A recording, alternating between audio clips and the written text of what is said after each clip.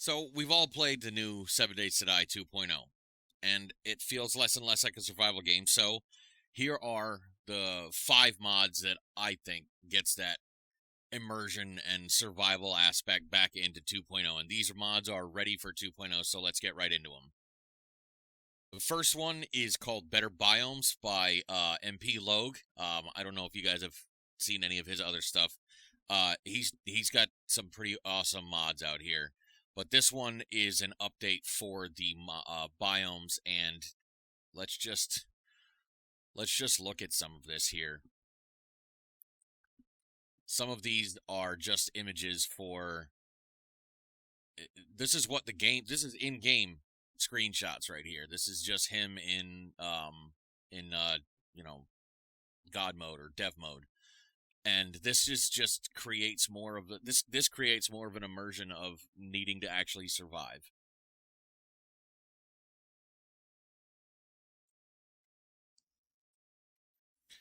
Look at these. This honestly is just adding this right here to the current game will just make the game that much more immersive. Just feeling like you're in a survival situation. And he also recommends turning occlusion off, which I do for pretty much everything, because it just fucks with your system. It doesn't do anything. There isn't anything positive you can get from doing that. It just makes everything slow down. Next one I like to add is called Bdubs Vehicles. It gives you way more options than the standard 4 or 5 vanilla options.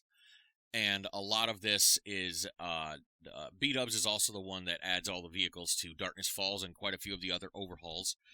But this is a standalone mod that you can add to 2.0, and it also adds a custom mechanic trader. This is created by Bdub. It adds a bunch of different vehicles, some armored APUs, and you got the Jeeps, we have Humvees, and it adds trucks and work vans and pickups, golf cart, the Marauder, all the different kinds of bikes. A lot of these are used by, like I said, a bunch of different overhaul mods, and it just adds a bunch of different vehicles and planes and helicopters. This is a look at the mechanic trader, an old semi, which I've used before. This is what I was talking about, the military personnel carrier. But it's an awesome one to add. Gives you a little bit more options, some more variety, a little bit less what do you call it? Just less monotonous, less of the same thing over and over again. The next one I know you guys have all heard of. This is the all-in-one gun pack, version 5.0, ready for 2.0. It is Izayos Gun Pack has added tons of stuff to the mod, or to the vanilla versions. It has one of the recent ones right here is the ability to dual wield, which is pretty awesome. It's got new icons for a lot of the new ammo types, and it lets you know what tiers you can make certain things at.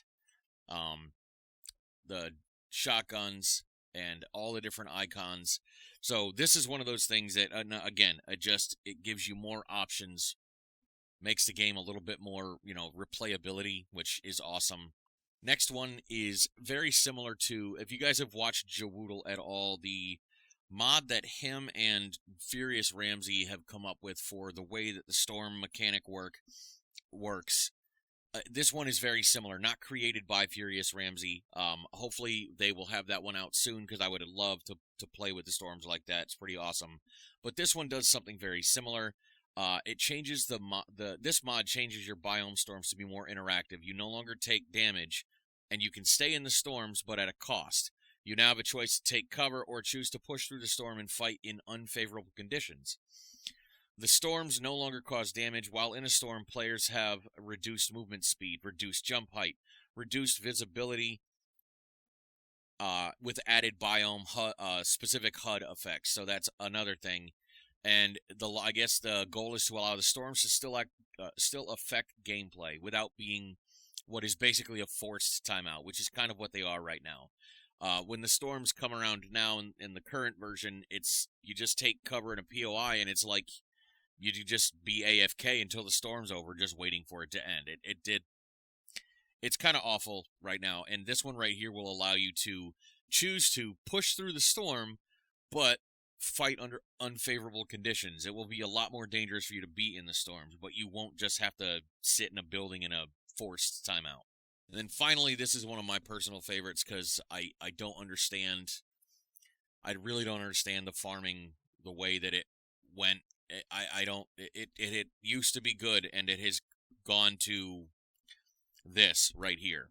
Like, are you telling me that I can only, by harvesting 18 corn plants, I can only get 2 seeds or 3 seeds, even if I'm wearing armor? I mean, it's just a chance. It's not a guaranteed thing. Dude, I know this isn't real life, but this is one of the things that, this is one of my gripes, is in real life, any plant, any vegetable, any fruit, if I pick one, I can then harvest the seeds or the things that I need from it to then grow another plant every single time. So this mod basically does that plants return directly to seedlings when harvested at the end of their growth cycle. The living off the land and wearing the farmer's outfit continues to increase plant yields, but nothing happens with seeds, so there's no more seed drop. But you know what? I'm good with that trade-off. The whole point is not having to plant 4,000 crops only to net you less than 30 to 40% of your seeds. So these are just a few mods that I enjoy adding. There's and I guess for an honorable mention, the other one that I would add is I really enjoy Guns, Nerds, and Steel's Beautiful Bases. That one allows you to pick up a lot of the decorations and things around, like harvesting hydroponic things, harvesting signs, and picking up posters. It allows you to decorate your base, gives you a little bit more immersion, a little bit more realism, and, you know, make your base the way you want it to. So, top 5 mods for me that I like adding, plus one. Shout out to Guns, Nerds, and Steel and all the different creators of these mods. So, if you guys are looking to add a little bit more immersion back into your game, because 2.0 has kind of been meh, to say the least.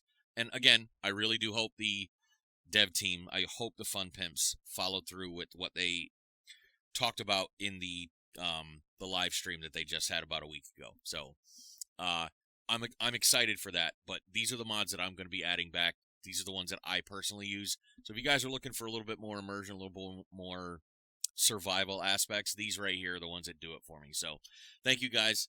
And the links to all these mods will be in the description of the video if you guys are looking to add these yourself. And just make sure that you guys are testing stuff before you add these to existing games. Some of these you're going to want to start over fresh. I usually, when I add mods, I'll usually add all the ones that I want and test them one by one. I add them one at a time to see if there's any conflicting things that go on. Sometimes there are conflicting things.